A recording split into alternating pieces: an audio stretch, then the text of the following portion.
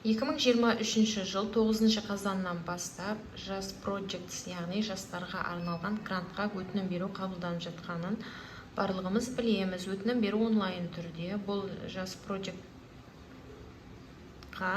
18 бен 35 жас аралығындағы тұрақсыз жастар қатыса алады. Яғни сіз әр қаладан қатыса аласыз. Және қойылатын басты талап, сол қатысып отырған қалада сіздің тұрақты немесе уақытша тіркеуіңіз міндетті түрде болу керек.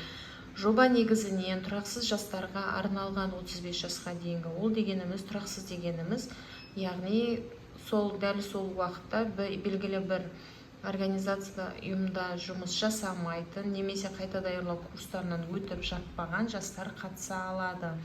Жобаның негізгі мақсаты жастарға грант беру арқылы әлеуметтік жобаларды жүзеге асыру болып табылады. Өтінім беретін кезде ол жерде сіздің толтыратын негізгі мағлұматтарыңыз, сіздің жеке мәліметтеріңіз, ол жерде аты жөніңіз, қажетті құжаттар, оның үстіне сіз жеке басыңызды растайтын құжатыңыз және YouGov сайтынан жеке кабинеттен алынатын временный немесе постоянный пропискаңызды нақтылайтын справканы енгізесіз және жобаға қатысты өтінім нысанын толтырасыз және өтінім бергеннен кейінгі ол жерде сізден сұрайтын әлеуметтік жобаның маңыздылығы, тақырыбы деген сияқты мағлұматтарды енгізу арқылы онлайн түрде өтінім бересіз. Және өтінім беру осы қазанның 31-не дейін аралықта сіздің өтінім қабылдау біткеннен кейін комиссияның балдық шкаласымен есептеліп нәтижесі шығатын болады.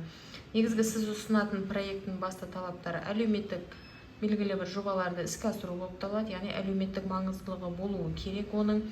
Және алдағы уақытта мүшелері арқылы сіздің жобаңыз балдық шкаламен есептелінеді, яғни оның әлеуметтік маңыздылығы болуы, одан кейін сіздің кететін қаражат, яғни финансовый сауаттылығы, ол жерде арнайы сіздің жобаңыздың барлық қаржылық тұрғыда есептелінуі, одан кейін сіз бұл грантты алғаннан кейін де сіздің жобаңыз ары қарай жұмыс жасайтындығын сіз көрсету керексіз жобада. Ол грант алдыңыз, жұмыс жасадыңыз, ары қарай бітеді емес, ол ары қарайғы постоянно жұмыс жасайтын идея болу керектігін сіз көрсету керексіз ол жобада.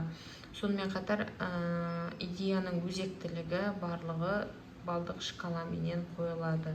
Кім жоғарғы балл алады және сол кісілер нәтижесінде жеңіске жетеді. Егер сіз қазіргі кезде тұрақты бір жерде жұмысыңыз болмаса, негізгі идеяңыз болса, бизнес ашуға немесе өзге де әлеуметтік тұрғыда өзекті идеяларыңыз болса, неге қатысып көрмеске? Өтінім қабылдау оңай, ең басты проектіні сауатты түрде жазып шықсаңыз болды.